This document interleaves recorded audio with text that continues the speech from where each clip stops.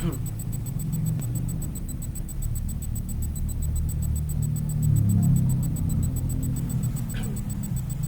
hapon sa inyo lahat. Ito po si Herbert Curia, author, promoter ng The Critics Promotion. Ang ating boses at konstruktibong kritisismo, opinyon, komentaryo at konsultasyon sa linggong ito.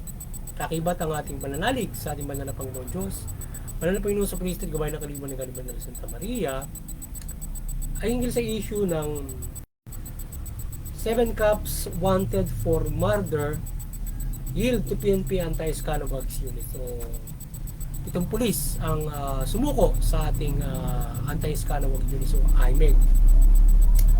Sumuko ang 7 pulis na wanted for murder ng 2 NPA member di umano sa isang enkwentro nila at may mga warrant of arrest issued by Regional Trial Court 174 in San Mateo, Rizal sa nasabing mga pulis. Nakakulong na ngayon ang 7 suspect na pulis sa IMEG detention facilities. Yan. So yan yung ating tinungyang topic na naging sumuko itong 7 pulis na wanted for murder di umano laban doon sa mga NPA na nakainkwentro nila. Sumuko sila ngayon doon sa PNP IMEG makaraan ng ilang panahon.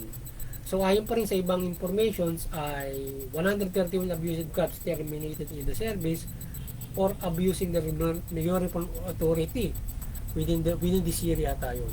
So 131 na ang nasibak sa pwesto dahil nga dun sa pang-abuso niya. So ngayon ang The Critics Promotion at People's Anti-Crimes Promotions ay mariing sumusuporta sa mabuting pamamahala, patas ng hustisya at karapatang pantao. At issue ito ng suko ng 7 suspect na pulis sa pagpaslang sa miyembro di umano ng NPA sa enkwentro ay bigyan sila ng patas na hustisya sa mga usaping ito at kasong ito kung ano ang katotohanan sa mga pangyayari. Mahalagang bagay ang ginawa ng mga sa pulis na ito na pagsuko upang umiral ang sistema ng hustisya nang walang perasahang paghuli sa kanila. Napakita nila na wala silang kasalanan. So, ngayon, bigyan ng patas na hustisya itong usaping ito kung may kasalanan nga sila o dapat bigyan ng hustisya itong kanilang napatay sa enkwentro nga di umano o anong pangyayari yan. Bakit sila nakasuhan ng murder o bakit inafter ng murder itong pulis na ito. So, ngayon ay in our justice system, so sana ay malitis ito ng patas at kung may kasalanan, papanagutin. Kung wala, ay dapat sila ay absuelto at ibalik doon sa kanilang serbisyo. So sa pagtanggal ng 131 pulis naman na umuso sa kanilang tungkulin ay we hope yung fair justice ay umiral at na ipinataw sa kanila na napanagot sila sa kanilang pang-abuso fairly at nabigyan ng hustisya ang mga biktima nila at may punong Pilipino. Sana ay naibigay ang wastong parusa sa mga pang-abuso at kaso ng mga ito na tanggalin sila sa serbisyo. Ngayon man, kung may maaaring mapanagot sa korte kagaya ng ibang nakakulong ay ipataw. So sana ay kung wasto na dapat silang sibangin o tanggalin, so fair justice is given or else maaaring kasuhan pa ng ibang mga kaso aside from tanggalin sila doon sa kanilang serbisyo. So sana yung fair justice na ibigay dito sa usapin ng mga against abusive case. So from arresting, investigation na ginagawa ng ating IMEG to the justice o paglilitis na ginagawa ng ating korte para mabigyan ng hustisya kung ano yung pangyayari. Mabsuelto ko sila o mapanagot para doon mabigyan ng hustisya yung kanilang mga biktima. So sana ay umiral yung fair justice system. Sa ibang impormasyon ay nakahuli naman ng 4 na most wanted person ang ating kapulisan sa isang araw na police officer. So yun, isang magandang naman to positive on our police works o police service na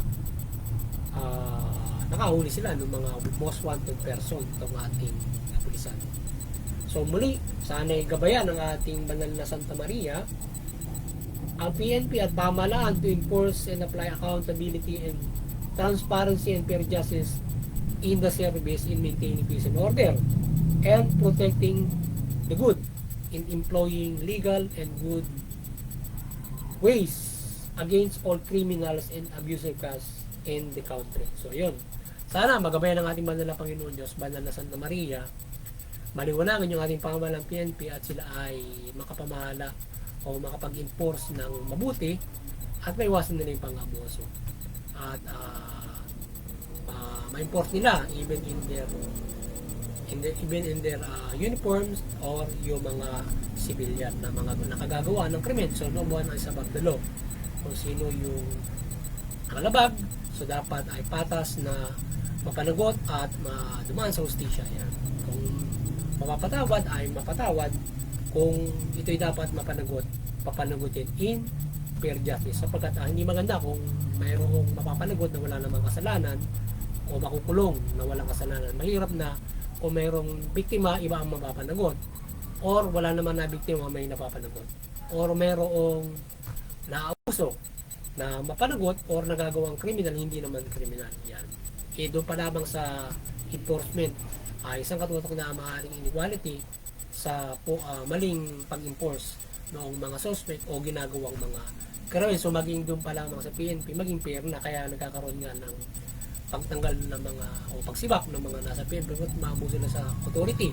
Maaaring abuse in authority sa pamamagitan na inabuso ng isang tao na kanilang inaabuso na gawing may kasalanan or subalit wala naman, so sisibak sila or else tuwiran silang gagawa ng krimen using their uniform, halimbawa. So sana ay yung ating pamahalaan, fair in all, nasa pamahalaan, nasa pribado, kung gumawa ng krimen, napatan ng fair justice at hindi doon sa ilan lang umiiral ng ating justisya. Muli, ang kaliwanagan ng Banal na Santa Maria ay gumabay sa ating lahat mula pamahalaan at mamamayang Pilipino at talimayan ng mabuting balita. At ang pamahalaan ay mamahala ng mabuti at ang mamamayan ay sumol sa pamahalaan. Sa gayon, mamumuhay tayo ng payapa at ayon sa ating karapatan at maunlad na pamumuhay sa gitna ng mga tao liko-liko ang pamumuhay. So yan. So sana ay magabayan ng Banal na Santa Maria lahat ng pamahalaan nga mamayang Pilipino, yung pamahalaan mamahala ng mabuti, makatulungan, patas. Mamayang Pilipino, sumunod sa pamahalaan. Sa gayon, makapamumuhay tayo ng maunlad na isang karapatan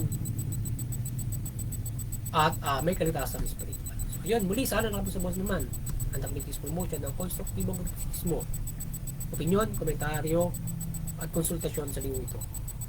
Magandang hapon sa inyo lahat at God bless you all.